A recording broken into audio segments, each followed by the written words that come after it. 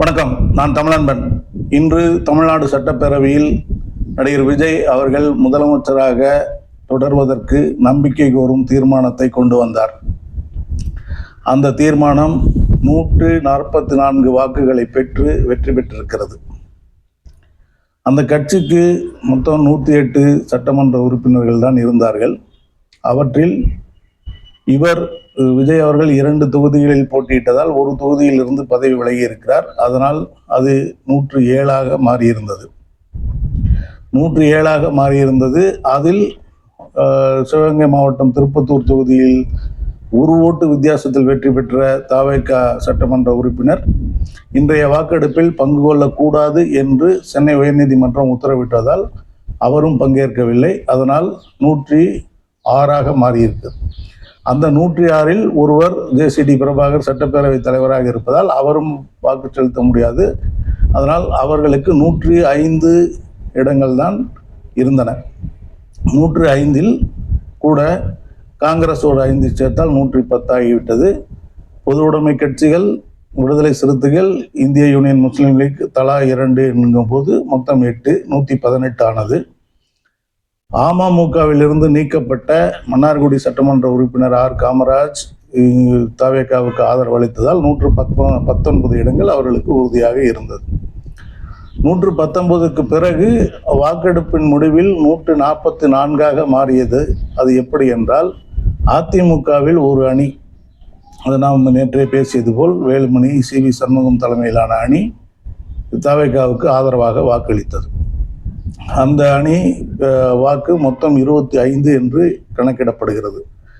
அதனால் 144 வாக்குகளை பெற்று நம்பிக்கை வாக்கெடுப்பில் வெற்றி பெற்றிருக்கிறார் விஜய். இந்த 140 அந்த சட்டமன்றத்திலேயே எடப்பாடி பழனிசாமி அவர்கள் இதற்கு கடும் எதிர்ப்பு தெரிவித்தார். நாங்கள் அதிமுகவினர் 47 பேரும் தேசிய ஜனநாயக கூட்டணியில் இருந்து போட்டியிட்டோம். நாங்கள் வெற்றி பெறுவதற்காக போட்டியிட்டோம். இரட்டலையில் ஓட்டு போட்டார்கள். நாங்கள் ஆட்சிக்கு வர வேண்டும் என்று மக்கள் ஓட்டு போட்டார்கள். அதை மாற்றி செய்ய முடியாது, மாற்றி பேசினால் அது தவறு என்று நேரடியாக அவர்களை குற்றம் சொல்லாமல் மறைமுகமாக பேசி கொண்டிருந்தார். அவர் பேசி முடித்தவுடன் திரு எஸ்.பி. வேலுமணி அவர்களை சட்டப்பேரவைத் தலைவர் பேச அழைத்தவுடனேயே இவர்கள் கடும் எதிர்ப்பு தெரிவித்தனர். எப்படி ஒரு கட்சிக்கு 2 பேரை அழைக்கலாம், எந்த அடிப்படையில் அழைக்கிறீர்கள் என்று ஒரு கூச்சல் குழப்பத்தை எழுப்பினர். ஜேசிடி பிரபாகர் எவ்வளவோ அமைதிப்படுத்தி பார்த்தார். ஆனால் அவர்கள் சத்தம் போட்டுக்கொண்டே இருந்தார்கள். ஒரு கட்டத்தில் அந்த சத்தத்துக்கு மீறி அது என்னுடைய உரிமை, யாரை பேச வைக்க வேண்டும் என்பது என்னுடைய உரிமை என்று அவர் அதை தன் கையில் எடுத்துக்கொண்டார். அவர் அதற்கு ஒரு வாய்ப்பாக அது ஏன் பேச அழைத்தேன் என்பதற்கு காரணமாக அவர் சொன்னது, நேற்று சட்டப்பேரவைத் தலைவர் பதவியேற்புக்கு நன்றி தெரிவிக்கும் விதத்திலான, வாழ்த்து தெரிவிக்கும் விதத்திலான உரையில் எஸ்.பி. வேலுமணி அவர்களும் மாற்றியிருந்தார். அதனால் அவரை இன்றும் அழைக்கிறேன் என்று அவர் சொல்லியிருந்தார். எப்படியோ எடப்பாடி பழனிசாமி அவர்கள் இந்த நம்பிக்கை கோரும் தீர்மானத்திற்கு நாங்கள் அதிமுக எதிர்க்கிறது என்று அவர் சொன்னார். அதற்கு அடுத்து உடனே பேசிய எஸ்.பி. வேலுமணி அவர்கள் நம்பிக்கை கோரும் தீர்மானத்திற்கு அதிமுக ஆதரவு என்று சொன்னார். இப்படி அதிமுகவை 2ஆக பிளந்து அதிக பெரும்பான்மையை பெற்றிருக்கிறார் நடிகர் விஜய் அவர்கள். இந்த சட்டப்பேரவையில் திமுக மிக நாசூக்காக நடந்து கொண்டது. திமுகவின் கூட்டணி கட்சிகள் விஜயை ஆதரித்து ஓட்டு போடும்போது இந்த வாக்கெடுப்பிலே நாங்கள் பங்கு கொள்ள மாட்டோம், வெளிநடப்பு செய்கிறோம் என்று வெளிநடப்பு செய்து விட்டார்கள். அவர்கள் எதிர்ப்பா, ஆதரவா அல்லது மறைமுக ஆதரவா என்ற பெரிய குழப்பம் இருக்கிறது.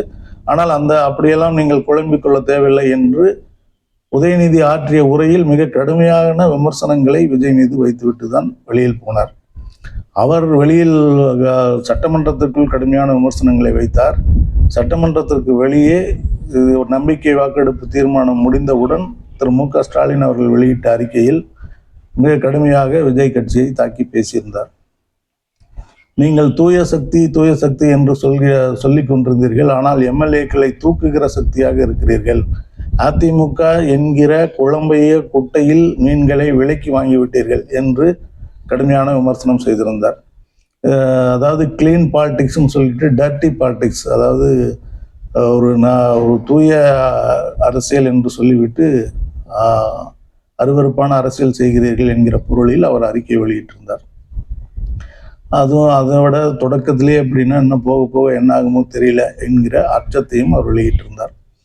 இப்படி உள்ளும் புறமும் கடும் விமர்சனங்களை, அது உள்ளுக்குள்ள உதயநிதி இன்னும் கடுமையா ஒன்று சொன்னாரு. அதிமுக ரெண்டா பிரிஞ்சிருக்கு, அவங்களுக்குள்ள ஒரு குழப்பம் இருக்குன்னு உடனே ஒரு பிரிவு வீட்டுக்கு விஜய் போறாரு. அவர் போறதுக்கு முன்னாடியே சோபா போகுது, புது சோபா அங்க போகுது. புது சோபா போகுதுன்னா இது புஷ்பா பட பாணியில் புது சோபா போகிறது என்று அவர் விமர்சனம் செய்திருந்தார். புஷ்பா பட பாணி புது சோபா என்பது புஷ்பா படம் பார்க்காதவர்களுக்கு தெரியாது, அதனால் ஒரு சுருக்கமாக சொல்கிறேன். புஷ்பா படத்தில் ஒருவரை முதலமைச்சர் ஆக்க வேண்டும் என்பதற்காக அந்த செம்மர கடத்தல் தலைவனான கதாநாயகன் ஒவ்வொரு வீட்டுக்கும் ஒரு சோபா அனுப்புவார். அந்த சோபாவில் ஒரு பெரும் தொகை இருக்கும், 25 கோடி 50 கோடி என்று சோபாவுக்குள் பணம் இருக்கும். ஒரு 25 கோடி என்று வைத்துக் கொண்டால் அந்த வீட்டுக்கு 2 சோபா, இந்த வீட்டுக்கு 1 சோபா, அந்த வீட்டுக்கு 4 சோபா என்று அந்த 25 கோடி கணக்கில் அதில் கணக்கு வைத்துக் கொள்கிற மாதிரியான ஒரு காட்சி அந்த படத்தில் இருந்தது. அதுபோலவே இப்பொழுது விஜய் போவதற்கு முன்னால் சோபா போனதால் புஷ்பா பட பாணியில் அரசியல் நடக்கிறது என்று சொல்லி ஒரு கேலியும் கிண்டலுமாகவும் எதிர்ப்பை பதிவு செய்துவிட்டு உதயநிதி போனார். இப்பொழுது இது உள்ளும் புறமும் இந்த எதிர்ப்பு எப்படியோ அவர் நம்பிக்கை வாக்கெடுப்பில் வெற்றி பெற்று விட்டார் என்பதுதான் நிதர்சனம். அவருடைய ஆட்சி தொடர்கிறது என்பது நடக்கிற விஷயம். இந்த நிலையில் திடீர் திருப்பம் ஒன்று ஏற்பட்டிருக்கிறது. அது என்னன்னா, அது இந்த அதிமுகவில் இப்போ மேற்கொண்டு ஒரு பிளவாயிருக்கு. இந்த பிளவில் வேலுமணி அவர்களும் CV சண்முகம் அவர்களும் கூடுதலான சட்டமன்ற உறுப்பினர்களை கைவசம் வைத்திருக்கிறார்கள். இப்பொழுது சட்டமன்ற கட்சியை அவர்கள் கைப்பற்றி விட்டார்கள் என்றே நம்ப தகுந்த வட்டாரங்கள் சொல்கின்றன. சட்டமன்றத்தில் அவர்கள் கட்சியை கைப்பற்றி விட்டார்கள், அடுத்து அதிமுகவை கைப்பற்றுவதற்கான முயற்சியில் அவர்கள் ஈடுபடுவார்கள் என்கிற தகவல் அந்த கட்சி வட்டாரத்தில் பரபரப்பாக பேசப்பட்டு கொண்டிருக்கிறது. அதற்காக மாவட்ட செயலாளர்கள், பொதுக்குழு உறுப்பினர்கள் ஆகியோரிடம் அவர்கள் பேசிக்கொண்டே இருக்கிறார்கள். அடுத்து கட்சியையும் கைப்பற்றி எடப்பாடி பழனிசாமி அவர்களை அந்த பொறுப்பிலிருந்து விலக்கி அல்லது கட்சியிலிருந்து நீக்கி ஒன்றுமில்லாமல் செய்துவிட வேண்டும் என்பதற்கான வேலைகளை அவர்கள் தொடங்கிவிட்டார்கள் என்று சொல்லப்படுகிறது. இந்த விஷயம் நமக்கே தெரியும் போது எடப்பாடிக்கு தெரியாதா என்ன? அவர் இப்ப திடீர்னு ஒரு திருப்பத்தை ஏற்படுத்துகிறார், திடீர் ட்விஸ்ட் ஏற்படுத்துகிறார் என்று ஒரு தகவல் உலவிக் கொண்டிருக்கிறது. அது என்னன்னா, நேற்று இந்த CV சண்முகம் அணியினரை திரு விஜய் அவர்கள் சந்தித்த பிறகு அந்த நேரத்தில் எடப்பாடி அவர்கள் வெளியிட்ட அறிக்கை மிகவும் காரசாரமான அறிக்கையாக இருந்தது. அதே நேரம் திருமதி சசிகலா அவர்கள் இது தொடர்பாக வெளியிட்ட அறிக்கையில் மீண்டும் ஒரு பிளவா, இந்த கட்சி இப்படியே பின்னுக்கு போய்கொண்டே இருப்பதா, நாம் அனைவரும் ஒன்றுபட்டு நின்று வெற்றியை தேடுவோம், ஒன்றுபட்டு நிற்போம் என்று நேற்று ஒரு அறிக்கை வெளியிட்டிருந்தார். நானும் அதை பற்றி நேற்று பேசியிருந்தேன். எடப்பாடி மிகவும் ஈகோவுடனும் தன்முனைப்புடனும் அந்த அறிக்கை இருக்கிறது, ஒரு பெருந்தன்மையுடனும் பொதுத்தன்மையுடனும் தாய்மை உணர்வுடனும் சசிகலாவினுடைய அறிக்கை இருக்கிறது என்று நாம் நேற்று பார்த்தோம். இன்றைக்கு அந்த அணி பலம் பெற்று அவர்கள் எடப்பாடி பழனிசாமியை மீறி சட்டமன்றத்தில் தனி ஆவர்த்தனம் செய்து அதற்கு அரசும் ஆதரவு கொடுத்து விட்டது என்கிற நிலைக்கு பிறகு இப்பொழுது திடீர் ஞானோதயம் பிறந்து சசிகலா அவர்களிடம் சரணடைந்து விடலாம் என்கிற எண்ணத்துக்கு எடப்பாடி வந்திருக்கிறார் என்பதுதான் இப்பொழுது நடந்திருக்கிற திடீர் திருப்பம் என்று சொல்கிறார்கள். இதனால் அதாவது எப்பொழுதும் கட்சி ஒன்றாக இருக்க வேண்டும், அனைவரும் ஒன்றுபட வேண்டும் என்று திரும்ப திரும்ப சசிகலா அவர்கள் சொன்ன போதும் அதை மற்ற அனைவரும் ஏற்றுக்கொண்ட போதும் ஒப்புக்கொள்ளாமல் பிடிவாதமாக நின்றவர் எடப்பாடி பழனிசாமி அவர்கள்தான். இன்றைக்கு அவருடைய இடத்துக்கே பேராபத்து வந்துவிட்டது. இன்றைக்கு சட்டமன்ற கட்சியை கைப்பற்றியவர்கள் நாளை அதை விரைவில் அமைச்சராக போகிறார்கள் என்கிற கருத்து வலிமையாக இருக்கிறது. திரு உதயநிதி ஸ்டாலின் அவர்கள் கூட அதை உறுதிப்படுத்தும் விதமாக தேர்தல் பரப்புரையில் மற்றும் சிலர் என்று சொன்ன அந்த மற்றும் சிலரில் சிலரிடம் ஆதரவு பெற்று ஆட்சி அமைத்திருக்கும் விஜய் அவர்களுக்கு அமைச்சர் பதவி கொடுப்பதாக சொல்கிறார்கள், பேசிக்கொள்கிறார்கள். அந்த மற்றும் சிலரில் சிலர் அமைச்சராவதற்கு எனது வாழ்த்துகள் என்றெல்லாம் பேசினார். அப்படியானால் அவர்கள் அமைச்சர் பொறுப்பை பெற்றால் அந்த அதிகாரத்தை வைத்துக்கொண்டு கட்சியை தங்கள் கட்டுப்பாட்டுக்குள் முழுமையாக கொண்டு வர தீவிரமாக ஈடுபடுவார்கள் என்பது மறுக்க முடியாத உண்மை. அதை அறிந்த எடப்பாடி பழனிசாமி இப்பொழுது சட்டமன்ற கட்சி கைவிட்டு போய்விட்டாலும் முழுமையான அதிமுகவை தன்னுடைய கட்டுப்பாட்டில் வைத்திருக்க வேண்டும், இரட்டை இலையை கட்டுப்பாட்டில் வைத்திருக்க வேண்டும், அதிமுகவின் சொத்துக்களை கட்டுப்பாட்டில் வைத்திருக்க வேண்டும் என்றால் இப்பொழுது எதிரிக்கு எதிரி நண்பன் என்கிற வகையில் சசிகலா அவர்களிடம் சரணடைந்து விடலாம் என்கிற முடிவுக்கு வந்திருப்பதாக சொல்லப்படுகிறது. இவ்வளவு ஆண்டுகள் அவர் எவ்வளவோ சமாதானங்கள் சொல்லியும் திரும்ப திரும்ப பேச்சுவார்த்தை நடத்தியும் இணங்கி வராத எடப்பாடி பழனிசாமி ஒரே நாளில் மனமாற்றம் அடைந்து இறங்கி வந்தால் அவரை ஏற்றுக்கொள்வாரா என்பது பொதுவான கேள்வி. நமக்கு இருக்கும் கேள்வி எடப்பாடிக்கும் இருக்கிறது என்பது எதன் மூலம் நமக்கு தெரிய வருகிறது என்றால், திருமதி சசிகலா அவர்களிடம் நாம் இருவரும் இணைந்து செயல்படுவோம், நீங்கள் என்ன சொன்னாலும் நான் கேட்கிறேன், நமக்கு நான் முதலமைச்சராக இருந்தேன், நான் 4 ஆண்டுகள் முதலமைச்சராக இருந்தேன், 5 ஆண்டுகள் எதிர்க்கட்சி தலைவராக இருந்தேன், அந்த மதிப்பு குறையாமல் எனக்கு ஒரு பொறுப்பு நீங்கள் கொடுக்க வேண்டும், நாம் இருவரும் இணைந்து செயல்படலாம், கட்சி முழுமையாக காணாமல் போய்விடும், இவர்கள் விஜய் கட்சிக்கு ஆதரவு அளித்தால் விஜய் ஆளுங்கட்சி என்றும் திமுக எதிர்கட்சி என்றும் இருக்கும்போது இயல்பாகவே மக்கள் மத்தியில் 2 கட்சிகளுக்கு இடையே தான் போட்டி என்று வரும். அது அடுத்த தேர்தலில், உள்ளாட்சி தேர்தல்களில், பாராளுமன்ற தேர்தலில், அடுத்த சட்டமன்ற தேர்தல் வரைக்குமே அதிமுக தாக்கு பிடிக்குமா என்பதே பெரிய சந்தேகமாகிவிட்டது. இவர்கள் அதிகாரத்தை வைத்துக் கொண்டு கட்சியை உடைக்கும் போது அடுத்த உள்ளாட்சி தேர்தல்களிலும் பெரிய தோல்வியை சந்தித்தால் அதன் பிறகு பாராளுமன்ற தேர்தலில் வேலை செய்வதற்கு, தேர்தலில் போட்டியிடுவதற்கு கூட ஆள் இல்லாமல் போய்விடும் என்பதுதான் யதார்த்தம். எனவே அதிமுகவை வலிமையாக வைத்திருக்க வேண்டும், அதிமுகவும் இன்னும் வீழ்ந்து விடவில்லை, அதுவும் ஒரு வலிமையான சக்தி தான் என்று காட்டுவதற்காக இப்பொழுது நாம் ஏதாவது ஒரு மாற்றத்தை செய்தாக வேண்டும். அந்த மாற்றம் என்னவென்றால் எடப்பாடி பழனிசாமி அவர்களும் சசிகலா அவர்களும் இணைவதுதான் என்று சிலர் சொன்ன ஆலோசனையை ஏற்று சசிகலா அவர்களுக்கு எடப்பாடி அவர்கள் தூது விட்டுள்ளதாக சொல்லப்படுகிறது. பொதுவாகவே சசிகலா அவர்கள் அனைவரும் ஒற்றுமையாக இருக்க வேண்டும் என்கிற கருத்தை தான் திரும்ப திரும்ப வலியுறுத்தி கொண்டிருந்தார். திரு செங்கோட்டையன் அவர்கள் வெளியில் போன போதும் அவர் அதைத்தான் சொன்னார், அவர் இப்படி செய்திருக்க கூடாது என்றார். திரு OPS அவர்கள் திமுகவில் சேர்ந்தபோது இன்னும் கடுமையாக கோபப்பட்டார். எப்படி போய் திமுகவில் போய் அவர் சேரலாம், வேறு ஏதாவது செய்திருந்தால் பரவாயில்லை, திமுகவில் சேரலாமா என்று கோபப்பட்டார். அதன் பிறகு ஒவ்வொரு நடவடிக்கையிலும் டிடிவி தினகரனை பொறுத்தவரையும் அவரை பற்றி அந்த விமர்சனம் செய்யாமல் அவர் ஒரு கட்சி வைத்திருக்கிறார், அவருடைய முடிவு என்று சொன்னார். இப்படி ஒரு பாதுகாத்து அரவணைத்தே தான் பேசி கொண்டிருந்தாரே தவிர எடுத்தேன் கவிழ்த்தேன் என்று எங்கும் பேசவில்லை. ஏனெனில் அவர் அனைவரும் சேர்ந்தால்தான் ஒரு சக்தியாக மாற முடியும், மீண்டும் இழந்த வலிமையை பெற முடியும் என்பதை உணர்ந்தவர் அவர். அதனால் அவர் ஒருவரையும் விட்டுவிடக்கூடாது என்பதற்காக ஒவ்வொருவரை எல்லோரையும் இழுத்து பிடித்து கொண்டே இருந்தார். ஆனால் யாரும் அவர் பிழையில் சிக்காமல் போனதன் விளைவு எல்லோரும் தனித்தனியாக நின்று இன்று தோல்வியை சந்திக்கிறார்கள். அமமுக டிடிவி தினகரன் அவர்கள் சசிகலா அவர்களை கூட அவருடைய கருத்தை கூட ஏற்காமல் எடப்பாடி பழனிசாமி அவர்களுடன் போய் நின்று ஒரு உறுப்பினரை வெற்றி பெற வைத்தால் அவர் இரவோடு இரவாக கட்சி மாறிவிட்டார்.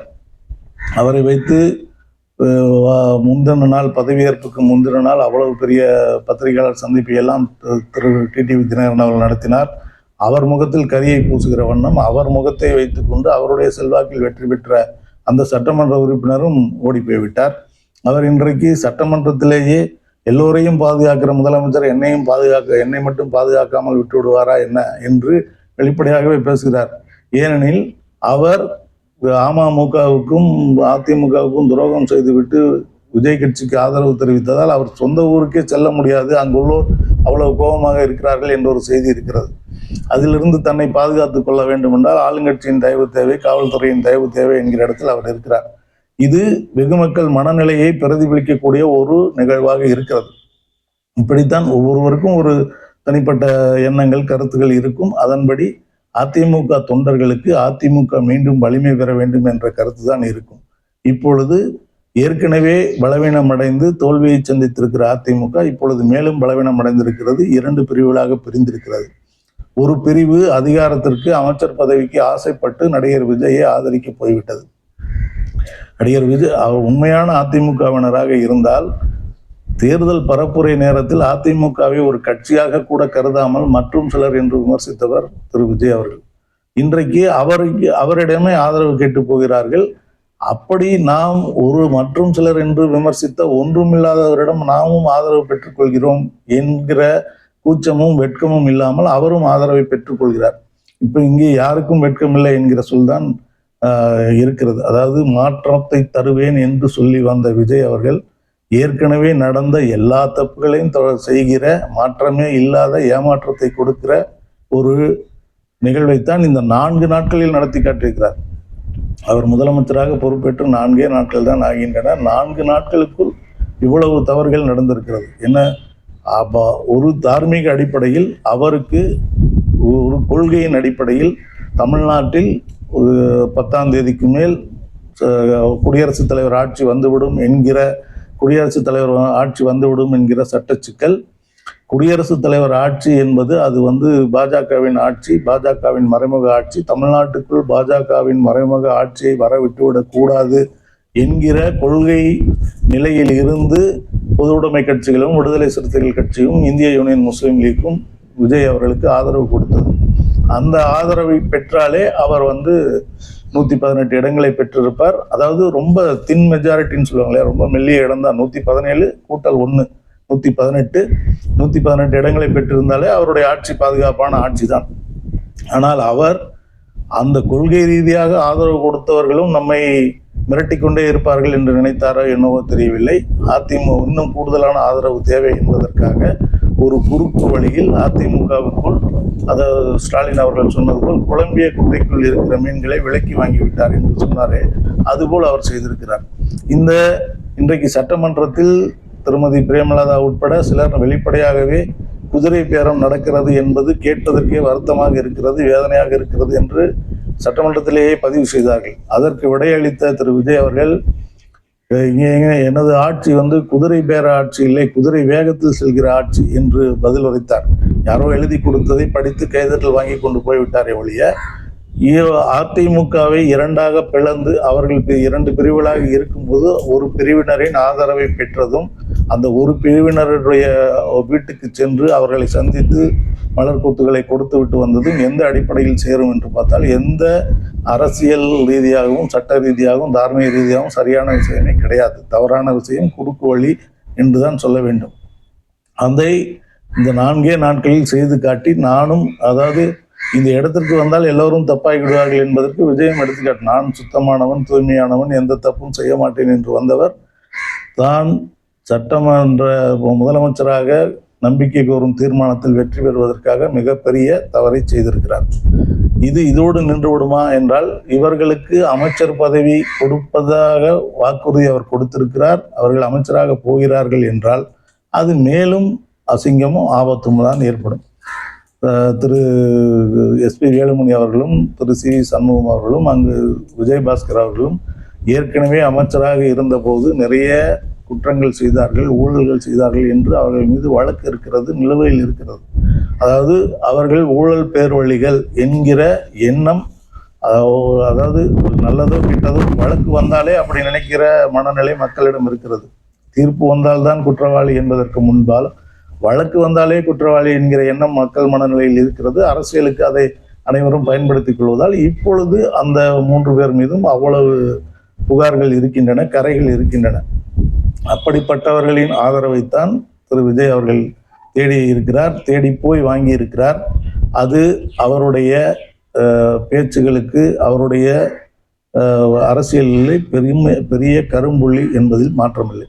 இந்த நேரத்தில் தான் திரு எடப்பாடி பழனிசாமி அவர்கள் இது அடுத்த கட்டம் என்ன, எங்கு போய் சேரும், கட்சியை கைப்பற்றுகிற இடத்துக்கு வருவார்கள், கட்சியை பாதுகாத்து கொள்ள வேண்டும் என்பதற்காக இந்த கட்சி நன்றாக இருக்க வேண்டும், வலிமையாக இருக்க வேண்டும் என்று தொடர்ந்து பேசிக்கொண்டும் பாடுபட்டு கொண்டும் இருக்கிற சசிகலாவின் ஆதரவை நாட முடிவு செய்து அவருக்கு தூது விட்டிருக்கிறார் என்கிற செய்திகள் வருகின்றன. அவர் சசிகலாவை பொறுத்தவரை ஒற்றுமையாக இருப்பதற்கு இதை ஏற்றுக்கொள்வார் என்கிற நம்பிக்கையும் இருக்கிறது. அது இனிமேல் தான் தெரியும், போக போகத்தான் தெரியும். ஆனால் அதிமுக வலிமை பெறுவதற்கான ஒரு நடவடிக்கை என்கிற அடிப்படையில் அவர் இதை ஏற்றுக்கொள்வார் என்று நம்பிக்கை எனக்கு இருக்கிறது, அரசியல் வட்டாரங்களிலும் இருக்கிறது. இன்னும் சில நாட்களில் அதனுடைய விடை தெரிந்துவிடும் என்று விஷயம் அறிந்தவர்கள் சொல்கிறார்கள். எப்படி இருப்பினும் அதிமுகவை காப்பாற்றுவதற்காக எடப்பாடி பழனிசாமி இவ்வளவு நாள் தான் என்கிற ஈகோவோடு இருந்த எடப்பாடி பழனிசாமி இப்பொழுது அந்த ஈகோவை விட்டுவிட்டு இறங்கி வருகிறார் எனும்போது அதிமுக மீண்டும் வலிமை பெறக்கூடிய வாய்ப்பு இருக்கிறது. தொடக்கத்திலேயே தவறு செய்திருக்கிற தாவேகா தொடர்ந்து இதே செய்யுமானால் அவர்களுக்கு வேறு வழியும் இல்லை என்றால் மீண்டும் திமுக அதிமுக என்ற நிலையை நோக்கி தமிழ்நாடு போகும் என்பது இன்றைய நிலவரங்களை வைத்து உள்ள அரசியல் கணக்காக இருக்கிறது. நாளைக்கு எப்படி மாறும் என்று தெரியாது, போக போக அதை பார்க்கலாம். மொத்தத்தில் இன்றைக்கு ஏற்பட்டிருக்குள்ள இந்த நம்பிக்கை வாக்கெடுப்பு தீர்மானத்துக்கு பிறகு நடந்துள்ள விஷயம் அதிமுகவை வலிமைப்படுத்த, அதிமுகவை தன் கட்டுப்பாட்டுக்குள்ளேயே வைத்திருக்க திருமதி சசிகலா அவர்களிடம் சரணடைய எடப்பாடி தயாராகிவிட்டார். அதற்காக தூது விட்டிருக்கிறார் என்பதுதான் குறிப்பிடத்தகுந்த செய்தி.